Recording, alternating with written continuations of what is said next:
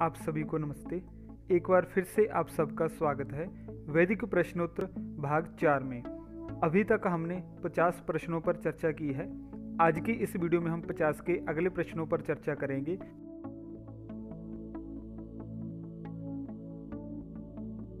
प्रश्न है हमारे सामने, वैदिक धर्मियों का अभिवादन शब्द कौन सा है? तो इसका उत्तर है, वैदिक धर्मियों का अभिवादन शब्द नमस्ते है।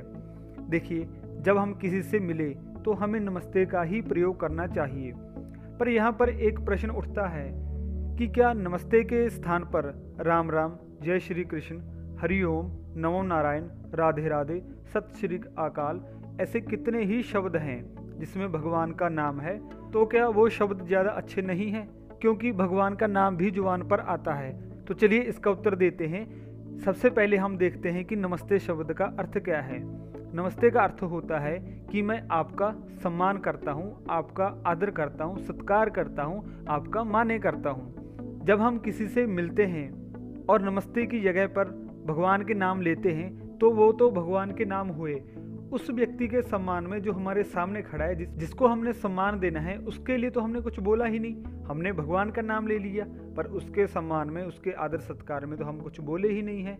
और दूसरी बात रही भगवान की। देखिए, भगवान की सही और सच्ची उपासना तो एकांत में ही होती है, किसी को सुनाकर नहीं। तो इसलिए हमें नमस्ते ही बोलनी चाहिए। अगला प्रश्न है, क्या वैदिक धर्म में त्रुटि, भूल, दोष, पाप के लिए ईश्वर की ओर से क्षमा का विधान है? तो इसका उत्तर है, वैदिक धर्म में त्रुटि, भूल, दोष व पाप के लिए ईश्वर की ओर से क्षमा का विधान नहीं है। जो किया है, अच्छा हो या बुरा, उसका फल भोगना ही पड़ेगा। अच्छे कर्म का अच्छा फल और बुरे कर्म का बुरा फल। कोई भी उपाय नहीं है कि हम कर्मों का फल बिना भोगे रह जाएं। इसीलिए सही सच्चे कर्म करने चाहिए, जिसको करने के बाद में पछताना ना पड़े। अगला प्रश्न है, शास्त्र कितने हैं और उनके नाम क्या हैं? इसका उत्तर है, शास्त्र 6 हैं और उनके नाम हैं योग दर्शन, सांख्य दर्शन, वैशेषिक दर्शन, न्याय दर्शन, वेदांत दर्शन और मीमांसा दर्शन। अगला प्रश्न है, वेदों के अंग कितने हैं और उनके नाम क्या हैं? इसका उत्तर है, वेदों के अंग 6 हैं और उनके नाम हैं शिक्षा, कल्प, व्याकरण, निरुक्त, छंद और ज्योतिष। ये हाथ देखने वाला ज्योतिष नहीं है, ये खगोल, जो भी अंतरिक्ष में ग्रहों की चाल है, जो पृथ्वी की गति है, चंद्रमा का स्थान है, जो नक्षत्र है उनका स्थान क्या है, जितना भी ये खगोलीय ज्ञान है, अंतरिक्ष का ज्ञान है, ग्रहों की स्थिति वगैरह जो भी है, यह सब ज्योतिष के अंदर ही आते हैं। ये हाथ देखने वाला वो पाखंड नहीं है।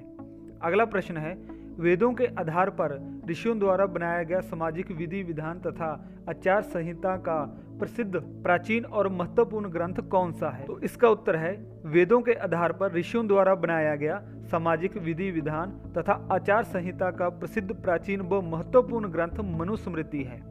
देखिए, जो मनुस्मृति है संसार की सबसे पहली कानून की पुस्तक है, जिसको महर्षि मनु ने लिखा था। इस पुस्तक में कुछ पापियों ने बहुत मिलावट भी की थी, जिसके कारण यह पुस्तक बहुत विवाद का विषय बन गई थी। परंतु अब आर्यों की सच्ची मेहनत और लगन से इसका दोबारा से शुद्ध रूप तैयार कर लिया गया है, और जो जो इसमें मिलावटी बातें, गलत बातें मिलाई गई थी, उसके बारे में भी इसमें बताया गया है। तो आप भी मनुस्मृति, जिसको विशुद्ध मनुस्मृति के नाम से भी जाना जाता है, अवश्य पढ़ें। अगला प्रश्न है, क्या वैदिक धर्म में छुआछूत, यातिभेद, यादुटोना, डोरा धागा, तावीज, शकुन, फलित ज्योतिष, जन्म कुंडली, हस्तरेखा, नवग्रह पूजा, नदी स्नान, बलि प्रथा, सती प्रथा, मांसाहार, मद्यपान, बहुविवाह, भूत प्रेत, मृतकों के नाम पर पिंडदान, भविष्यवाणी आदि का विधान है?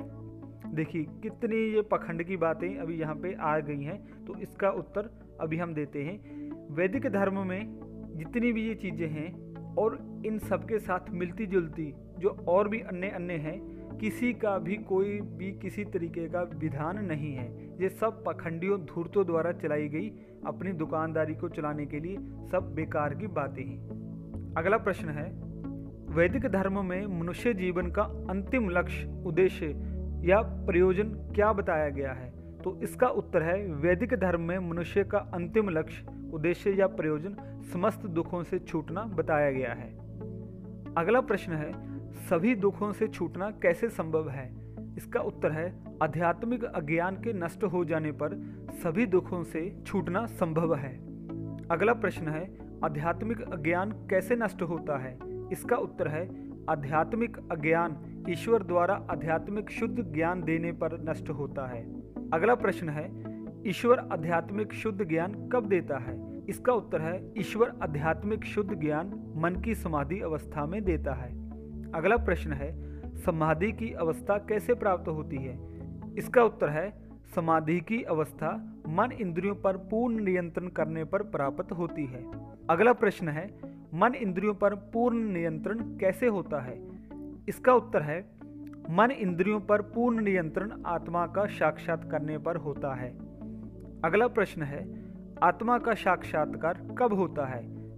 इसका उत्तर है, आत्मा का साक्षात्कार आत्मा से संबंधित विज्ञान को पढ़कर, विचार कर, निर्णय लेकर, दृढ़ निश्चय करके, तपस्या और पुरुषार्थ पूर्वक कार्यों के करने से होता है। अगला प्रश्न है, ईश्वर का ध्यान करने से क्या लाभ होता है? इसका उत्तर है, ईश्वर का ध्यान करने से मन पर अधिकार होता है, इंद्रियों पर नियंत्रण होता है, एकाग्रता बढ़ती है, स्मृति शक्ति तेज होती है, बुद्धि सही और शीघ्र निर्णय लेने वाली बनती है, बुरे संस्कार नष्ट होते हैं, अच्छे संस्कार उभरते हैं, आत्मिक बल बढ़ता है, धैर्य, सहन शक्ति, क्षमा, दया, निष्कामता की वृद्धि होती है और विशेष आनंद, शांति, निर्भीकता की प्राप्ति होती है। अगला प्रश्न है, मनुष्य दुखी क्यों होता है? इसका उत्तर है, मनुष्य राग, द्वेष और मोह अर्थात अज्ञान के कारण दुखी होता है। अगला प्रश्न है, वैराग्य का अर्थ क्या है? इसका उत्तर है, वैराग्य का अर्थ राग द्वेष से रहित, ऐषणाओं से रहित, सुख लेने की इच्छा से रहित होकर निष्काम भावना से कर्तव्य कर्मों को करना। अगला प्रश्न है, आध्यात्मिकता शब्द का क्या अर्थ है? इसका उत्तर है, आध्यात्मिकता शब्द का अर्थ है आत्मा, परमात्मा, मन, बुद्धि, मोक्ष, बंध, पुनर्जन्म, कर्म और उनका फल, संस्कार, समाधि इत्यादि विषयों का ज्ञान विज्ञान प्राप्त करना और तदनुसार आचरण करना। अगला प्रश्न है, मनुष्य के मन में अशांति, भय, चिंता क्यों उत्पन्न होते हैं? इसका उत्तर है, मनुष्य के मन में अशांति, भय, चिंता पाप कर्म करने से उत्पन्न होते हैं। अगला प्रश्न है, पाप किसे कहते हैं? इसका उत्तर है, अधर्माचरण को पाप कहते हैं। अगला प्रश्न है, अधर्माचरण किसे कहते हैं?